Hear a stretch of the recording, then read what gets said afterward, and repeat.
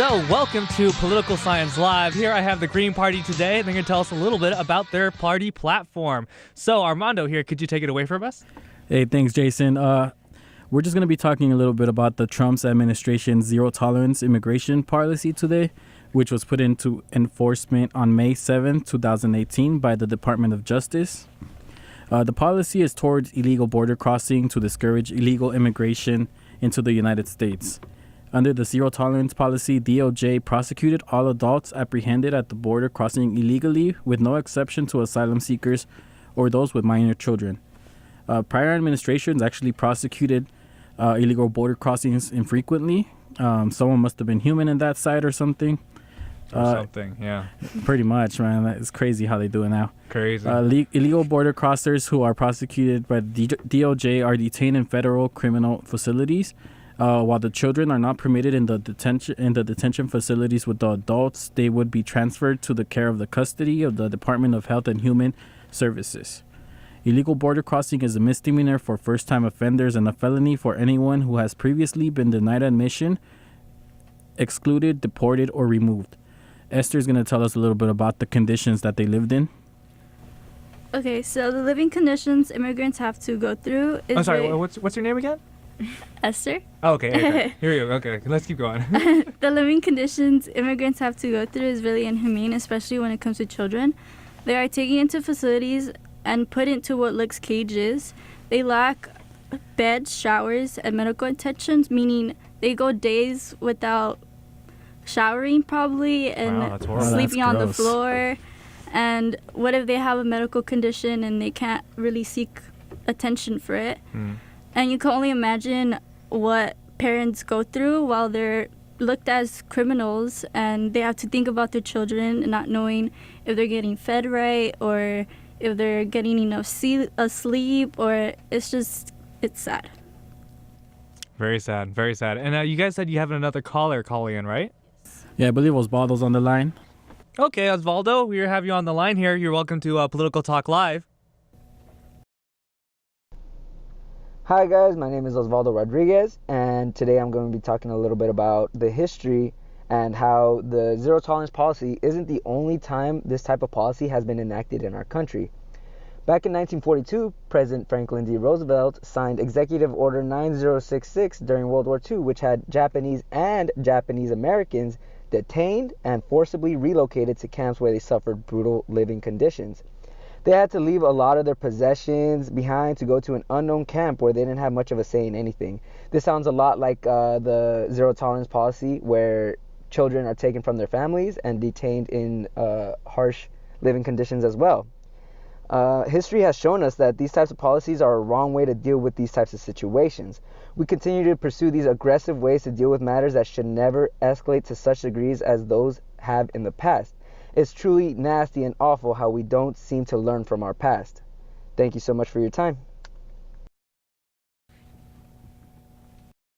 And we're back live. Thank you, Osvaldo, for your call. And we're going to continue with Miss Abigail here, trying to talk to us about another portion of the Green Party's platform. Hi, guys. It's Abby. We, as the Green Party, are firm in our belief of social justice for everyone and anybody, and completely and wholeheartedly oppose the bill that President Trump executed in May of 2018. People deserve to be treated with dignity and with respect despite their status of immigration. Separating children from their parents who are just here for help, for a better life, to seek asylum, is traumatic, heartless, and immoral, and we will not stand for it. However, our current president disagrees with this, but the way this country chooses to enforce this policy must be humane and just, because treating people like animals and separating children from their parents is inconsistent with our green values, and it should be inconsistent with the values of this country. A way to try and remedy this issue is to try and implement a better and more helpful path to citizenship, which I believe Teresa has more information about. Hey guys, so the current requirements of becoming a citizen, first you would need to have a green card for at least 5 years. Wow. Or if you're filing as a spouse of a U.S. citizen, you must have it for at least 3 years. And also the card must be valid and not expire within 6 months. A few other requirements are going to be you have to be at least 18 years old at the time of filing, and need to read, write, and speak basic English, and also have a good moral character. And then to begin the process of actually filing for becoming a citizen, you would need to complete the form N400. When turning in the form, the current application fees are actually $725, which is way too much. Way too much. That's more than a parking ticket. Exactly. Jeez. And then after that, the USCIS will send you an appointment date for the biometric processing, which is basically just getting like your fingerprints like done and put into the system. Exactly, and then just getting like a basic background check. And then after that, you would need to complete the interview and the neutralization test and wait for the USCIS written decision. After that, if you're approved, then you would attend the oath of allegiance to the United States. And we actually have Nadia here today to kind of go more into detail on the party's view on the process. Okay, Nadia, let's hear from you. Hi guys, my name is Nadia. So, my party believes that US government should grant legal status and pass to become a citizen to all the undocumented immigrants who are working and living in the United States right now, and to their families as well. People should be only excluded from this process if they are presenting a danger to other members of society. The fees that immigrants would have to pay supposed to be affordable for everyone.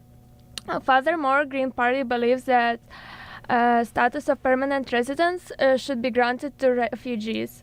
Also, family reunification must be a priority in accepting applications for permanent residency.